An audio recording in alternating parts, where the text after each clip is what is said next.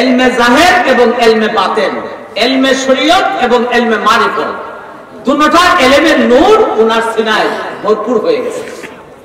আল্লাহর পক্ষ থেকে ওয়ার্ডার এসেছে, ইলহাম এসেছে। আউলিয়াদের কলবে আসে ইলহাম, নবী রাসূলদের কাছে আসে ওহী। ইলহাম আসছে, আব্দুল কাদের আগামী কাল থেকে তুমি মানুষকে নসিহত করো, আমার পথে আহ্বান করো, আমি আল্লাহ তোমাকে অনুমতি দিলাম। জুড়ে বলুন মারহাবা। পাওয়ার আছে না নাই? আছে। হ্যাঁ আছে। দিনের বেলায় ইলহাম পাইলেন হুজুরে গাউসে পাক। এই ইলহামের চিন্তা মাথায় নিয়ে রাতের বেলায় ঘুমাইতে গেলেন। ঘুমের ভেতরে মদিনার দরজা, মদিনার নবী মদিনার দরজা খুলিয়া হুজুরে গাউসুল আজম বড় পীর আব্দুল কাদের জিলানীর কাছে চলে আসলেন। আসিয়া বলতেছেন, ইয়া বুনাইয়া লিমা লা তাতাকাল্লামু, হে আমার বংশের উজ্জ্বল নক্ষত্র, হে আমার সন্তান, তুমি জবান খুলে মানুষকে নসিহত করো না কেন? স্বপ্নের ভেতরে যখন এই কথা বলছে, হুজুরে গাউসে পাক স্বপ্নের ভেতরে নবীকে বলতেছে, ইয়া রাসূলুল্লাহ, আমি দুর্বল, আমি অসহায়, আমি অক্ষম, আমি অযোগ্য, এজন্য আমি জবান খুলছি না, কারণ আমার নসিহত করার ক্ষমতা নাই। যদি বলুন মারহাবা। এত শক্তি অর্জন করার পরেও হুজুরে গাউসে পাক নবীজির কাছে কয় আমার ক্ষমতা নাই।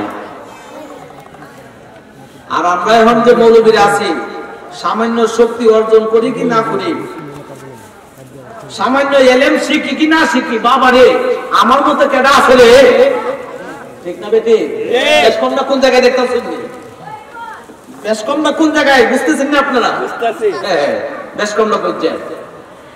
এত বড় দরজা মাফ করার পরও গাউসুল আজম আব্দুল কাদের জিলানী